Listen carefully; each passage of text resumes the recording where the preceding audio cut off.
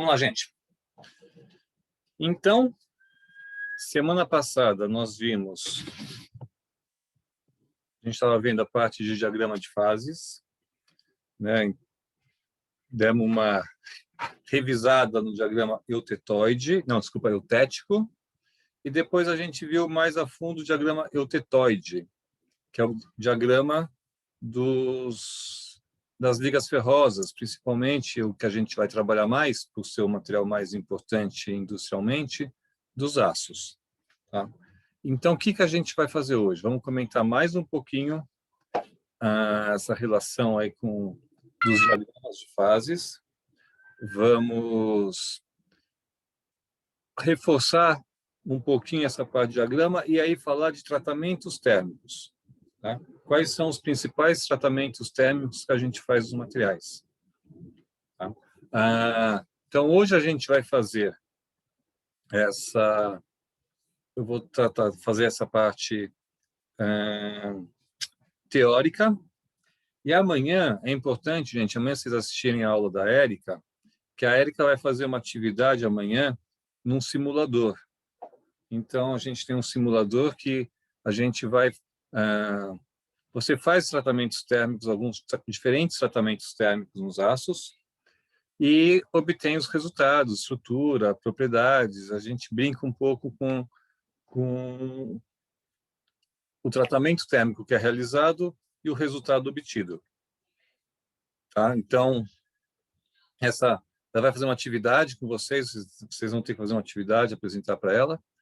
Tá? É importante vocês participarem, que uma parte da nota da 3 está relacionada com a participação em sala. Vai ser importante vocês terem essa presença amanhã aí com essa atividade nesse simulador de tratamentos térmicos.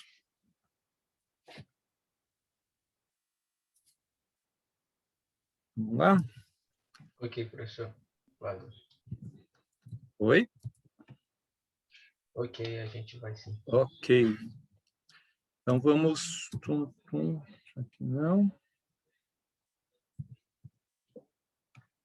Vou rapidamente lembrar que a aula de ontem a gente tem que entender essa parte da aula, do diagrama de fases, e a gente entra com tratamentos térmicos, mas a gente tem que ter esse conhecimento do diagrama de fases. Uma das principais aplicações dos diagramas de fases é a gente tentar identificar qual fase o material vai apresentar em função do tipo de processamento que a gente faz, né? Então, quando a gente faz um tratamento térmico, a gente está tentando a gente usa o diagrama de fases para ver que mudança de estrutura tem no material e prever o que vai acontecer com o material no nosso tratamento térmico. Eu ainda não compartilhei.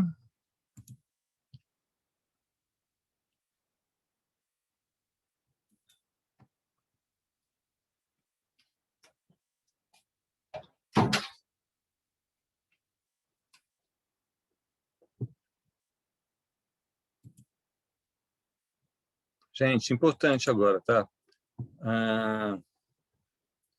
Onde vocês tiverem dúvidas, vocês me falam, tá? Não fica com dúvida agora. Cada vez mais a gente vai, né, usando esses diagramas, as informações com relação à nomenclatura, às estruturas dos aços.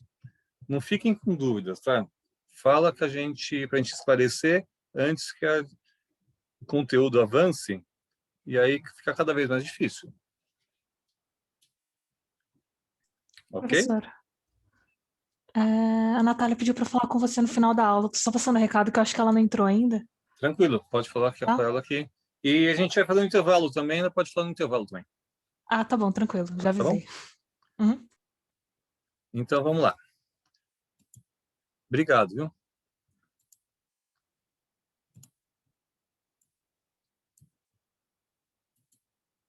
Então, a gente tinha visto no diagrama eutético, onde a gente tinha, vou escrever aqui, um líquido que, numa certa temperatura, ele se transforma em dois sólidos diferentes, né? um líquido onde todos os átomos estão misturados, né? Então todo mundo lá assim, uma boa. E quando a gente ultrapassa a temperatura, a gente estamos do líquido e resfriando. Quando a gente resfria o material e ele ultrapassa a temperatura eutética, que é a temperatura onde ocorre essa transformação, o material se solidifica, mas nessa solidificação a gente tem que ter uma separação entre os átomos. Átomos de um elemento se concentram numa região e átomos de outro elemento se concentram em outra região. Como normalmente esse tipo de transformação é feita rapidamente, então não dá tempo de todos os átomos de um elemento ir para um lado do material e todos os átomos de outro elemento ir para o outro lado. Eles vão se separando a curtas distâncias e formam aquelas estruturas que a gente viu com camadas, né? As chamadas lamelas. Então, tem aquela estrutura onde a gente tem duas fases no material.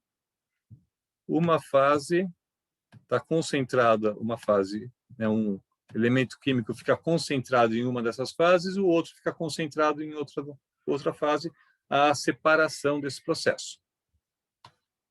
Até aqui tudo bem, né, gente? Sim, até aí tudo bem. Quando a gente entra no diagrama, vamos daqui de novo, vamos para esse aqui. Quando a gente entra no diagrama do ferro e da cementita, né, lembrando, esse diagrama a gente tem, num lado, a gente tem ferro puro. No outro lado, a gente tem a composição química da cementita. Então, aqui é aquela estrutura que tem uma composição definida de um átomo de carbono para cada 3 átomos de ferro. A gente tem aqui 1/4 dos átomos de ferro, composição atômica 25%, desculpa, 1/4 dos átomos de carbono, a composição em quantidade de átomos de carbono é 25%, mas o que a gente usa aqui embaixo, né? Composição em peso de carbono, aqui estamos falando porcentagem em peso do carbono. Quando a gente tem um átomo de carbono para cada 3 átomos de ferro, em peso, a gente tem 6,70% de carbono no material. Porque o átomo de carbono é muito mais leve do que o átomo de ferro. Nesse diagrama, então, quando a gente vai aqui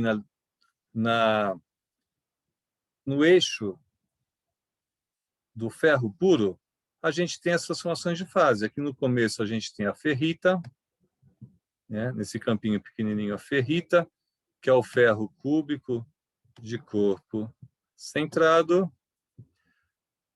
Mais na frente aqui a gente tem a austenita, que é a estrutura do ferro cúbico de faces centradas. E com temperaturas mais altas ainda, acima de 1390 graus, a gente tem o ferro delta. É uma ferrita também, ferrita delta, também é uma estrutura cúbica de corpo centrado. A grande diferença que a gente tem entre essas estruturas é que na estrutura cúbica de corpo centrado, a quantidade de carbono que a gente consegue dissolver no ferro é muito pequena. Na estrutura cúbica de corpo centrado, na ferrita, o máximo que a gente consegue dissolver de carbono como solução sólida está aqui, 0,022%. É quase nada, né? É muito pouco. Se eu tiver, pense em 100 quilos, se eu tiver um bloco de 100 quilos desse aço, 100 quilos de ferrita, o máximo dentro desses 100 quilos que a gente consegue colocar de carbono, que ele fique dissolvido no meio dos átomos de ferro são 22 gramas. É uma quantidade muito pequena. Na estrutura cúbica de faces centradas, na austenita, aí a gente já consegue dissolver até 2,14% de carbono. Ah, ainda é pouco? Ainda é pouco, mas 2,14 é 100 vezes maior que 0,022. Eu consigo dissolver 100 vezes mais carbono no ferro cúbico de faces centradas na ferrita do que no ferro cúbico de corpo centrado. O outro foi a austenita, né? Eu consigo dissolver 100 vezes mais na austenita do que na ferrita, que é cúbica de corpo centrado. E é isso que a gente vai usar e vai trabalhar nos tratamentos térmicos dos aços. Tranquilo?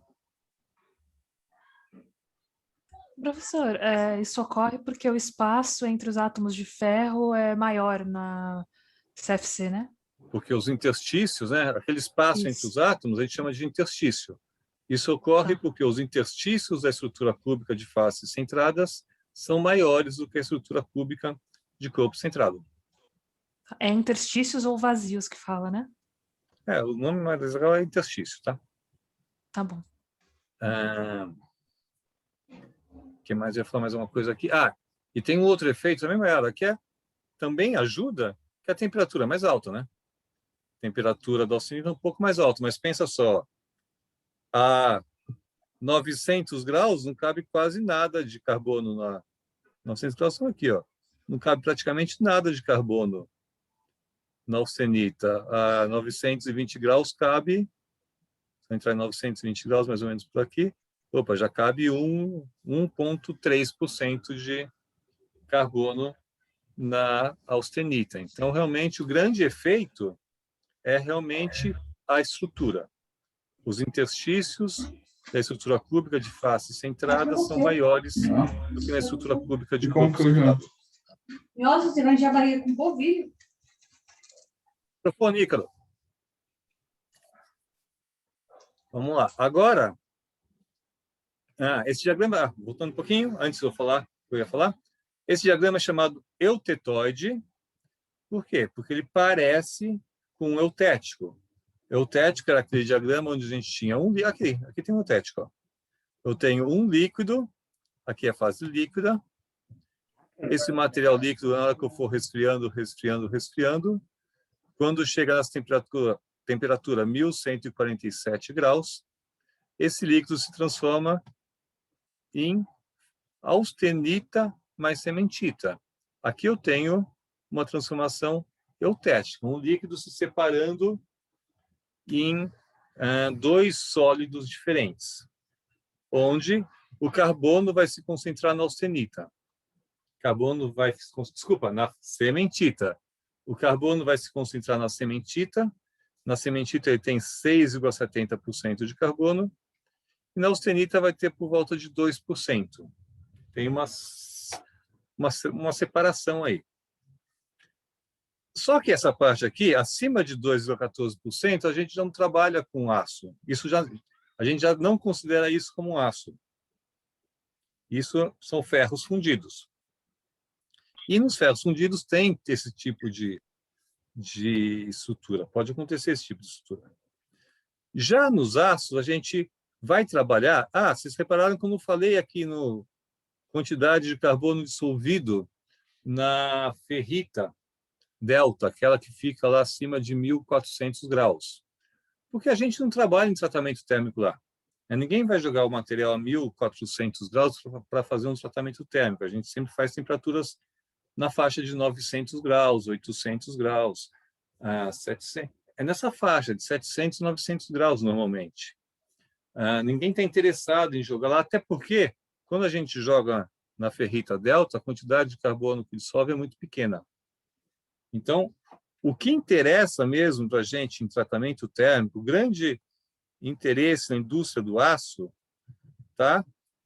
Num quadrado mais ou menos aqui assim, ó, um retângulo mais ou menos aqui assim. 1%, tá. É mais ou menos isso, gente.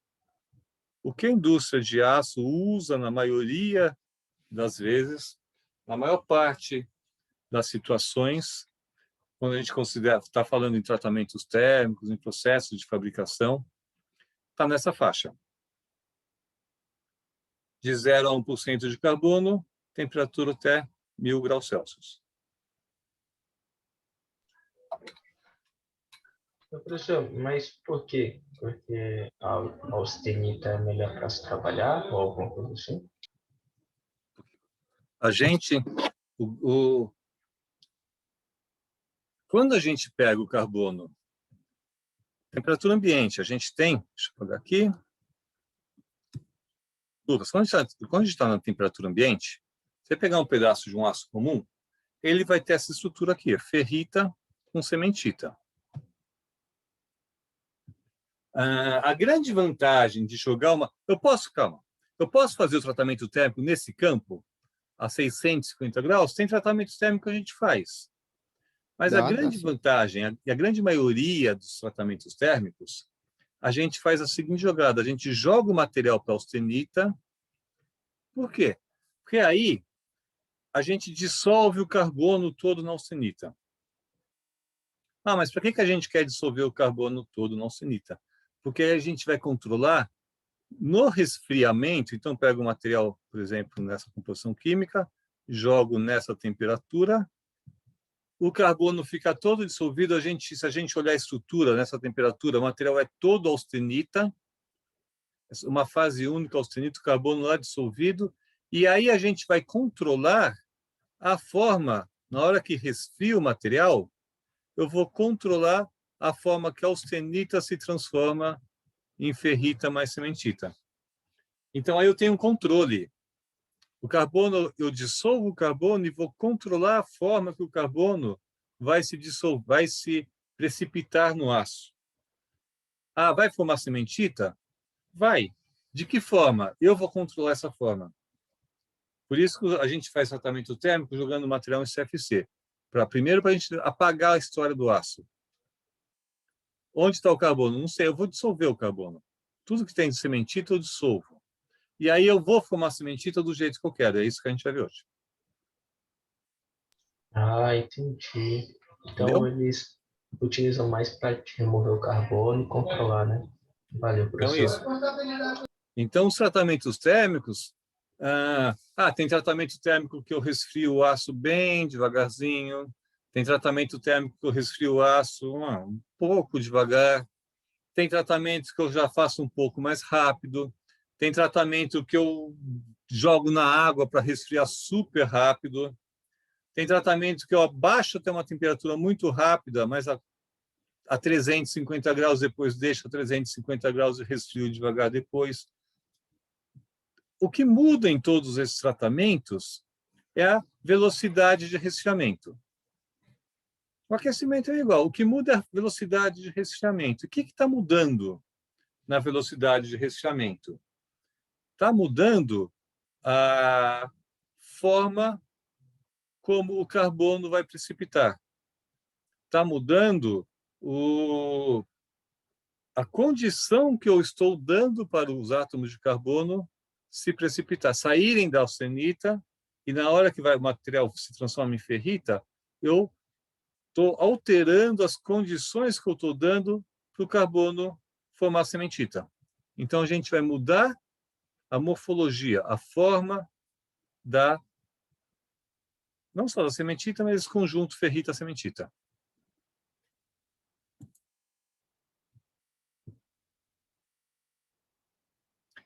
Isso sim, Gabriela, a gente vai ver.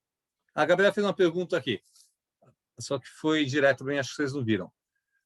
Se resfriar muito rápido, pode ser que a estrutura continue sendo CFC e não passe para CCC? Opa, ótima pergunta. O que ela está falando? Eu joguei material lá em cima, daí eu resfriei tão rápido, ficou tão rápido que o material gostaria de virar cúbico de corpo centrado, mas os átomos não têm energia para se movimentarem. Porque eu preciso de energia para os átomos fazerem essa movimentação, essa mudança de estrutura. Daí eu resfrio tão rápido que os aços não conseguem se movimentar. Então, perfeito. Então, eu posso resfriar de um jeito tão rápido em que o material não se transforma em cúbico de corpo centrado. Só que ele também não quer ser mais cúbico de faces centradas. Então, ele vai fazer uma estrutura que é intermediária entre as duas. Ele não vai virar cúbico de corpo centrado, mas também ele não vai permanecer como cúbico de faces centradas. Acontece uma outra estrutura chamada tetragonal de corpo centrado, que é meio que uma mistura entre as duas. Entendeu? Então, ele não vira CCC, mas também não continua como CFC. Vira uma coisa no meio do caminho. Maiara tinha levantado a mão? Professor, esses tratamentos térmicos têm a ver com o mecanismo de endurecimento? Que tem um que é a precipitação, a Erika falou na outra aula, e aí eu só queria saber se tinha alguma relação. Vamos falar mecanismo de endurecimento.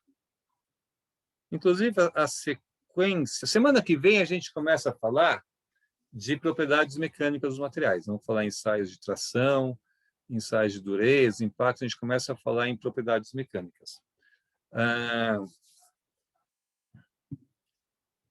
Normalmente, eu prefiro falar primeiro de propriedades mecânicas para depois falar disso. Mas esse curso foi montado desse jeito, mas não tem problema. O que é o mecanismo de endurecimento? Vou voltar uma aulinha aqui. Vamos achar aqui a aula nossa aqui. Lá atrás. Será que é 4? Tem que botar título nessas aulas, fica mais fácil. Não. Acho que é 3. Só que endurecimento para a gente foi a professora Érica. Oi?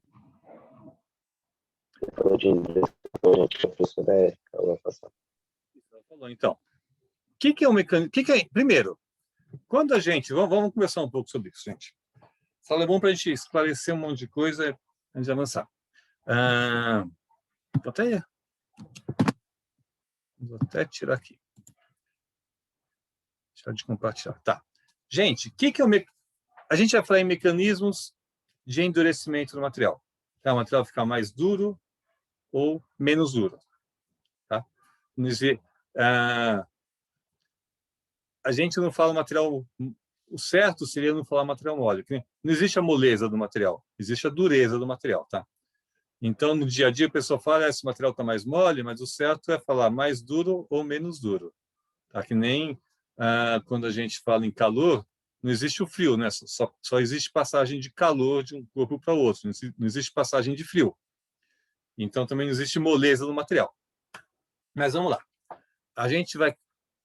quando a gente vai processar o material, às vezes a gente quer um material com dureza extremamente alta e às vezes a gente quer com dureza extremamente baixa ou intermediária. Primeiro ponto, para entender o que é mecanismos de endurecimento. O que é dureza?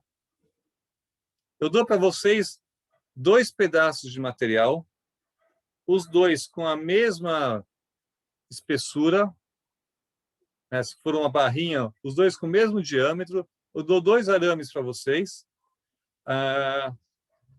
com a mesma dimensional, né? Senão a comparação não fica legal. E eu pergunto, qual que é o mais duro? Como vocês vão saber se o material é duro? Pega na mão lá. Como vocês vão saber se o material é duro ou não é duro? O que é dureza? Vai fazer uma força, né? Uma atração nele. Desculpa, Fernando, está um pouquinho embaixo. Dureza é uma força. Não, a gente vai aplicar uma força sobre ele para ver o quão duro ele é. Você vai aplicar uma força sobre essas amostras. Um teste que dá para fazer é tentar arranhar um com o outro.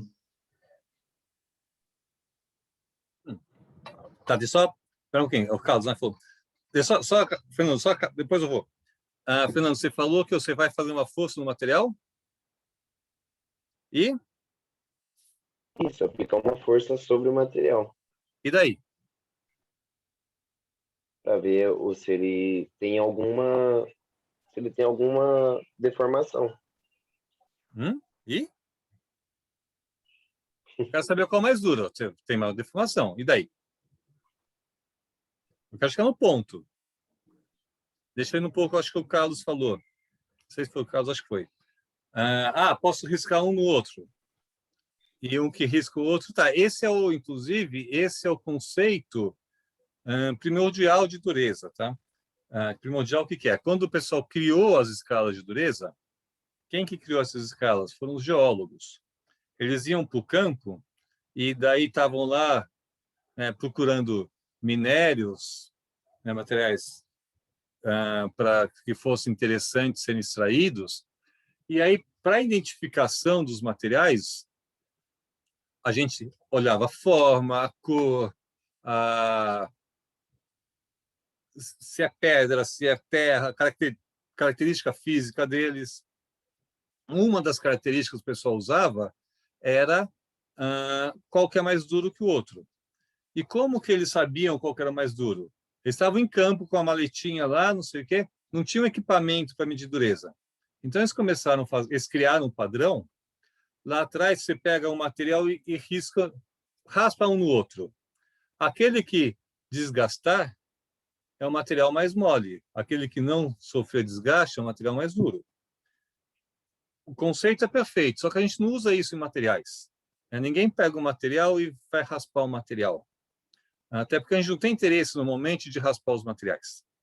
Então, tá certo o que você falou, mas na prática, tenho 2 arames lá, quero saber qual que é mais duro. A Mayara está assim, ó, tempão. Fala, Mayara. Tem a ver com o que o Fernando falou, só que aí eu sei que o mais duro é o que deforma menos plasticamente. Tá, então só complementando o que o Fernando falou. O Fernando falou que aplica uma força no material e vê a deformação. Só faltou, Fernando, isso. Apliquei a força, vejo uma deformação. Veja a deformação. Qual que é o mais duro? É o que deformou? Menos. Menos. Então, o conceito de dureza é o seguinte: é o material mais duro é o material que resiste mais à deformação plástica. Então, como o Fernando falou, vou pegar o material, vou aplicar uma força nele, vou aplicar uma força no material. Tem material que a gente aplica uma força, ele vai embora, deforma à vontade. Tem material que a gente aplica uma força, ele muda um pouquinho. Tem material que, para conseguir deformar, aplica uma força e não vai. Qual que é o mais duro? O que não vai. O que deforma muito pouco. Então, dureza é resistência à deformação plástica. Esse é o conceito. Tá? É o quanto o material vai resistir a ser deformado plasticamente. Então, primeiro conceito. Dureza é o quanto o material resiste a ser deformado plasticamente. Agora, como que ocorre a deformação plástica nos materiais? Isso a gente viu. Na estrutura, lá na estrutura, para ter deformação plástica, o que tem que acontecer nos materiais? Movimentação das discordâncias?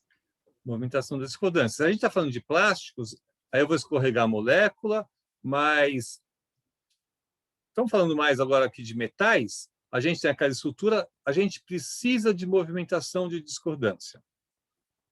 Então é isso mesmo. Por que eu preciso movimentar a discordância? Porque a movimentação de discordância é um mecanismo que existe nos metais para mudar material de lugar. Se eu quero fazer uma deformação plástica, a gente quer mudar a forma do material. Se eu quero mudar a forma, eu tenho que mudar a posição de átomo, senão o material não mudou de forma.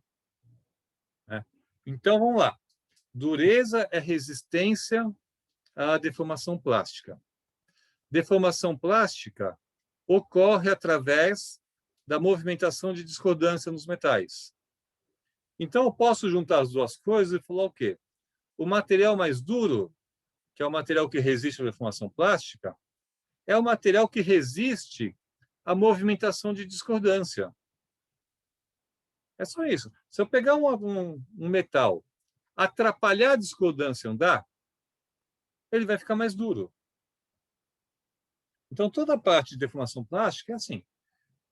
A discordância está livre para andar, ela está móvel, ela consegue mover à vontade.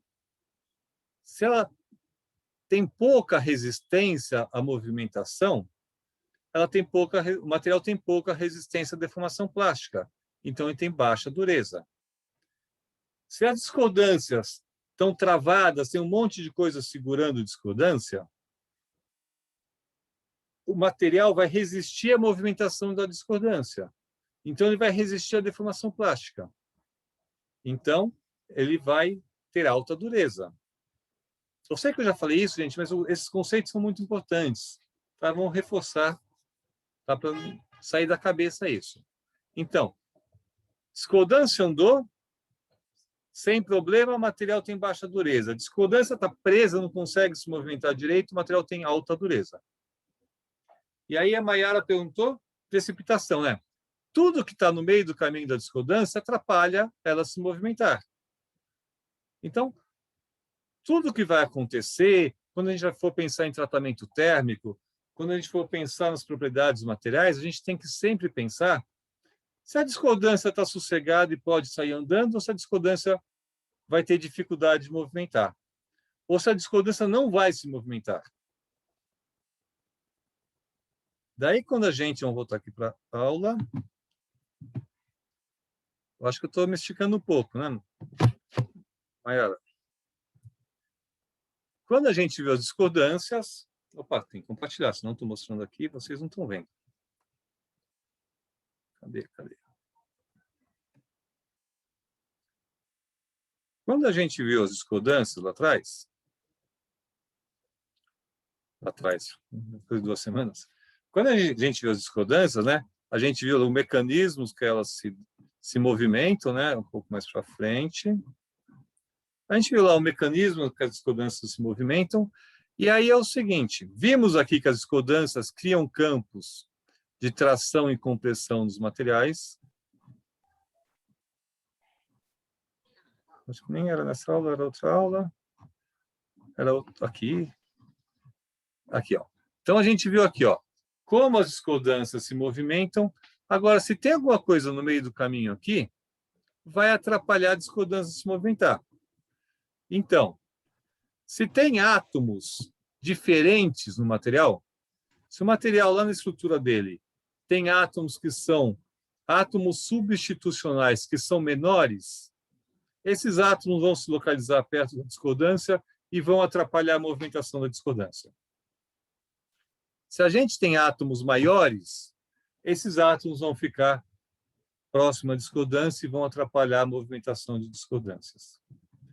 Se tem átomos intersticiais, o carbono, a figura não é essa aqui, né? É aquele que fica no meio dos outros átomos.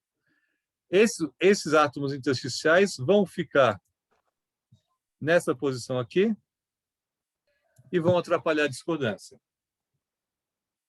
Então, mecanismo de endurecimento. Botar um elemento químico de tamanho diferente sempre dificulta a movimentação de discordância. Sempre deixa o material mais duro. O material vai resistir à deformação plástica, porque vai ser mais difícil movimentar a discordância. Mecanismo de endurecimento. Solução sólida. Mecanismo de endurecimento. Contorno de grão. Se eu tenho aqui, ó, uma discordância se movimentando, ela vem para cá, vem para cá, vem para cá, ela não consegue vir para cá, não tem um plano do lado de lá. A discordância anda até o contorno de grão e para. Não tem continuidade dos planos do outro lado. Então, quando a gente compara materiais que têm grãos grandes ou grãos pequenos, eles têm diferentes comportamentos com relação à discordância. Grãos grandes, eu tenho menos obstáculo para a discordância andar. Grão pequeno, eu tenho mais obstáculo. É mais difícil uma discordância andar com um grão pequeno do que com um grão grande. Material, segundo mecanismo. Redução do tamanho de grão. A gente diminui o caminho, o percurso da discordância. O material deforma menos. Ele resiste mais à deformação plástica. Segundo mecanismo. Outro mecanismo, acho que não tem figura aqui. Qual que é o outro mecanismo? Quando o material começa a ter muita discordância, a discordância precisa de uma posição certa para se movimentar. Então, aqui, se for uma discordância deixa eu aumentar aqui.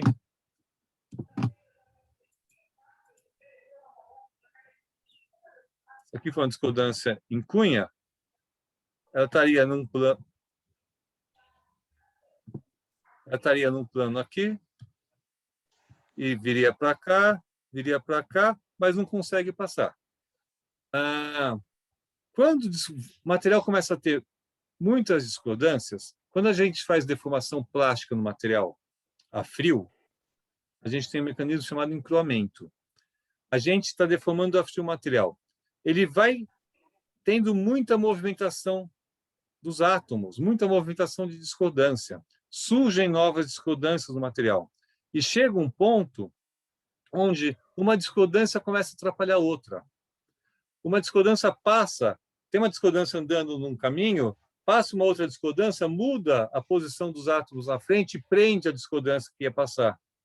Uma começa a atravessar a outra e vai atrapalhando. Então, esse mecanismo, que é chamado encruamento, que ocorre quando a gente deforma o material a frio, é mais um mecanismo de endurecimento. Depois disso tudo, vou falar o que a Mayara tinha perguntado. Quando a gente precipita o material, quando a gente põe uma outra fase no material, a gente tem aumento de resistência à deformação plástica também. Então, sempre que a gente tem sempre que a gente precipita alguma coisa na estrutura, a gente vai ter uma fronteira lá. Eu tenho uma fase, de repente tem uma outra fase na frente. Eu tenho ferrita, daí eu tenho cementita. Parou a discordância. Toda a fronteira entre duas fases diferentes, que é chamado interface, tem o mesmo efeito do contorno de grão. A diferença do contorno de grão, a gente tem na estrutura uma fase só.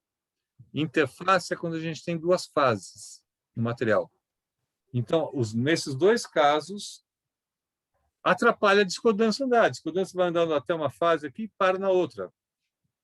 Então, sempre que tem precipitação, também dificulta a movimentação de discordância, atrapalha a discordância de se movimentar. Então, a gente viu 4 mecanismos.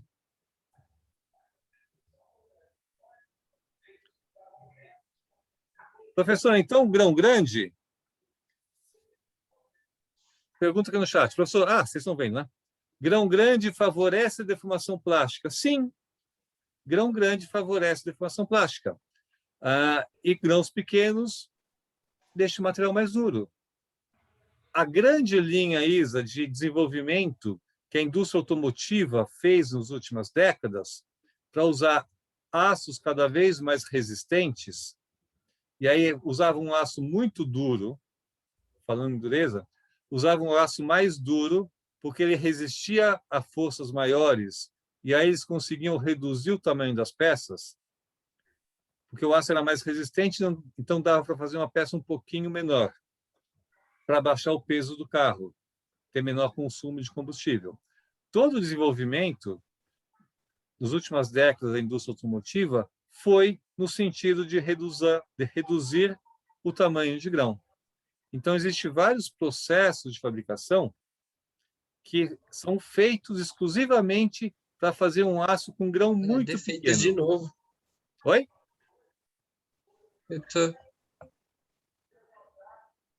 Desculpa, quem falou?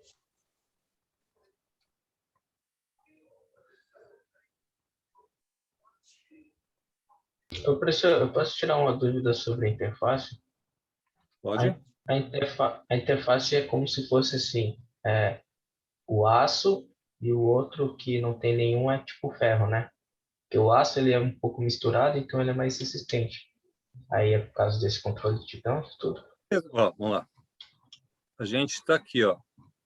Um aço com... Cadê? Aqui. Aqui, ó. um aço que tem 0,06% de carbono, um pouquinho de carbono. O carbono está nesses pedacinhos aqui só, nesses pedacinhos escuros aqui.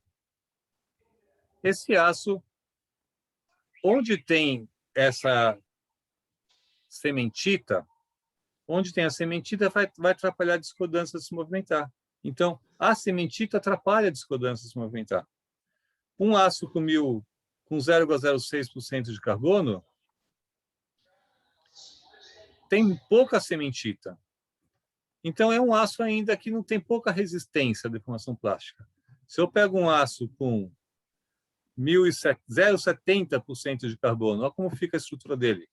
O escuro é onde está o carbono. Então, esse aço tem muito mais obstáculo à movimentação de discordância. Esse aço, é o que você falou, com certeza, é muito mais resistente do que o outro. Porque o carbono vai formar, na verdade, se a gente aumentar aqui o aumento da estrutura, eu vou ver essa fase assim, ó. A estrutura desse jeito aqui. Essas lamelas aqui. O carbono está nessas linhas pretas.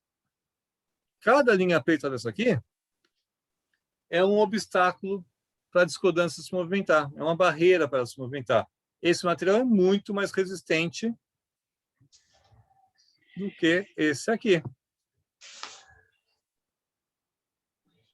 Pode falar. Você estava citando um tratamento térmico que é para controlar, através do resfriamento, como que vão se formar as lamelas. Isso ocorre através da precipitação ou não? Então, vamos lá. Vamos falar nisso.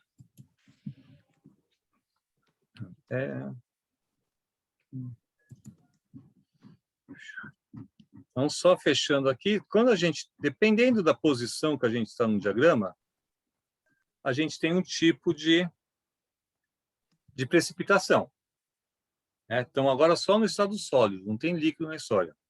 Então, eu peguei um aço, aqueci até a estrutura CFC. Qual que eu aqueci? Que aço que é esse? A estrutura vai depender da quantidade de carbono que a gente tem. Qual quantidade de carbono? Isso vai influenciar e vai definir a estrutura do material. Então, se eu tenho material exatamente nessa linha aqui, 0,76% de carbono, eu vou ter a transformação eutetoide. A austenita se transformando em ferrita mais cementita. Como acontece isso? Normalmente acontece formando aquela estrutura de lamelas. Cadê? É isso aqui, ó. Forma assim. Então, se eu tenho um aço desse jeito, eu tenho aquela separação dos átomos de carbono. No caso aqui, o carbono não está nessas faixas mais escuras. Aqui é cementita. Estamos falando no Fe3C. A fase branca nessa fotografia é a ferrita. E essa composição de ferrita e cementita em lamelas é chamada perlita. Então, é por precipitação. Eu tinha austenita aqui, ó. Eu tinha austenita, o carbono está todo dissolvido aqui no meio dos átomos de ferro. À medida que vai formando a ferrita vai expulsando o carbono para cá, do centro, vai expulsando o carbono para cá, e aqui vai formando a cementita. E aqui à frente, ó, tá sem ferrita, sem carbono. Vai tirando e jogando o carbono para os lados. Por isso que no lado forma uma lamela, uma camada cheia de carbono, que é a cementita.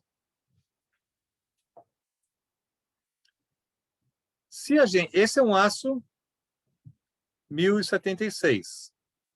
Se a gente tem um aço com menos quantidade de carbono, por exemplo, 1030, 1045, ou seja, 0,45% de carbono, o que vai acontecer? Ele estava na fase gama, ele vai passar, acabei riscando aqui, ele vai passar nesse campo ferrita mais gama. Então, primeiro vai formar só a ferrita. E nessa região aqui vai ter ferrita com austenita. Onde a gente está aqui?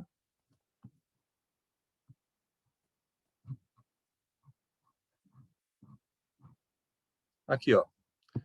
Esse aqui. Esse aqui fez aqui é meio, aqui 0,25 de carbono. Então, tinha austenita aqui em cima.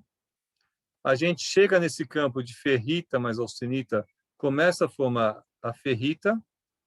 Então, forma essas camadas de ferrita enquanto a gente está abaixando a temperatura nessa região aqui, vai formando a ferrita. A ferrita começa e vai crescendo. Quando chega aqui a 727 graus, eu tenho austenita com ferrita. O que era austenita vai se transformar em ferrita mais cementita. Então, a estrutura final vai ser essa, ó. Regiões só de ferrita e regiões onde tem a chamada perlita, ferrita e cementita em forma de lamelas.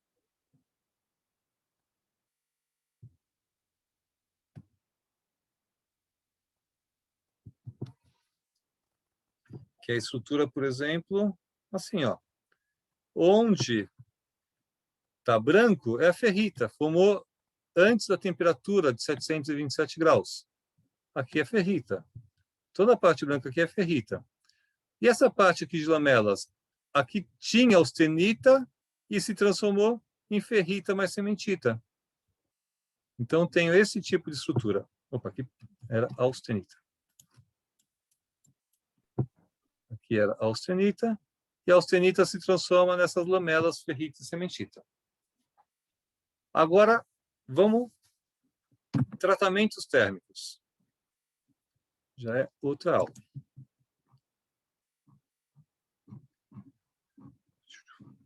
A gente vai, vou misturar as duas aulas. A gente vai, então, vamos fazer como exemplo, tratamento térmico desse material aqui, ó. Que forma ferrita e cementita, completamente. Que é esse aqui, 1076 graus. Desculpa. Aço 1076. Um aço que tem 0,76 de carbono, que é o chamado aço eutetoide. Então, vamos começar o tratamento térmico. Só que eu tenho que fazer um intervalo, gente. Pediram que eu tenho que fazer intervalo todas as aulas. A coordenação pediu. Então, vou fazer o seguinte. O intervalo é de 20 minutos. Então, são 8 horas. Vamos fazer um intervalinho. Às 8h20 em ponto, a gente começa a falar dos tratamentos térmicos. São vários... Ô, prof, pode fazer uma pergunta? Oi? Pode fazer uma pergunta rapidinho? Pode, lógico, sempre. Professor, essa parte de microestruturas no nosso trabalho de material o senhor acha interessante colocar no trabalho ou não precisa? Depende do material que vocês vão trabalhar. Se for importante, aí tem que ver caso a caso. Se for importante, sim. No caso do K50 e no caso do concreto armado. Isso não faz tratamento térmico, né, nisso. Então, Não, mas no... o K50, na verdade, ele obtém a estrutura dele lá na laminação. O K50, não sei se faz tratamento... Aquela propriedade, ele consegue fazer no resfriamento da laminação. O que é o resfriamento da laminação? Você faz aquela barra, aquele vergalhão a alta temperatura, e você controla o resfriamento. Então, quando a gente faz um processo de fabricação de aço a alta temperatura, você pode controlar o resfriamento a partir dessa alta temperatura, porque você fez a laminação a alta temperatura, então você já usa esse calor e controla a forma como ele resfria. É como se fosse um tratamento térmico, mas, na verdade, você está controlando o resfriamento do material depois que fez a laminação. Mas entendeu? É que eu fiz uma pesquisa e tinha no trabalho de TCC de um grupo da universidade, aí apareceu essas microestruturas, no caso, com gráfico, desenho, tudo certinho. Não, então aparece. Você tem que olhar o seguinte, se nesse material, dá uma pesquisada nisso, esse material, o processo de fabricação dele, é só na laminação e no resfriamento, porque eles têm um controle no resfriamento. É só na laminação, no resfriamento que eles controlam a temperatura? Ou depois que faz o vergalhão, eles vão fazer um tratamento térmico nele? Dá uma pesquisada nisso. Tratamento térmico, no caso, seria eu colocar outro produto para ele ter. O tratamento térmico seria depois do material está pronto, está lá no pátio, friozinho, você pegar ele e colocar dentro de um forno, esquentar ele e resfriar ele de novo. Tem isso, tem sim, professor. No caso da galvanização. A galvanização é para fazer aquele revestimento de zinco no material. Então, mas isso daí conta? Aí a galvanização em si é um revestimento, é um tratamento na superfície do material. Você vai colocar o zinco. A galvanização não tem, a galvanização em si não tem o objetivo de tratar termicamente o material. Ah, não é como se fosse um tratamento? É só um revestimento? É só um revestimento. Galvanização é você revestir o material de zinco.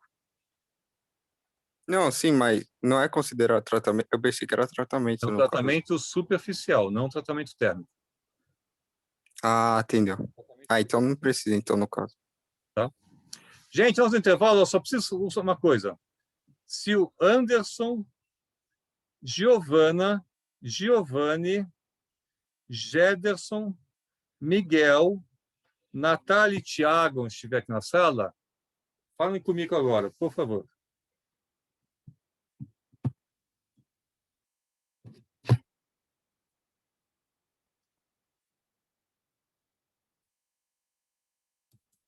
E 8h20 a gente volta.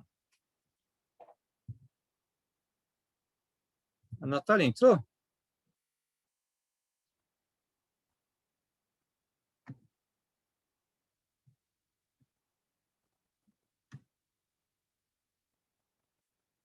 Me chamou a Natália, ela não veio. Thiago, Miguel.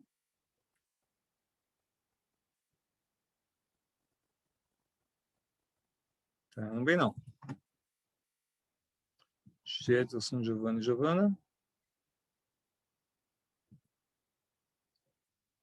Ninguém. E Anderson.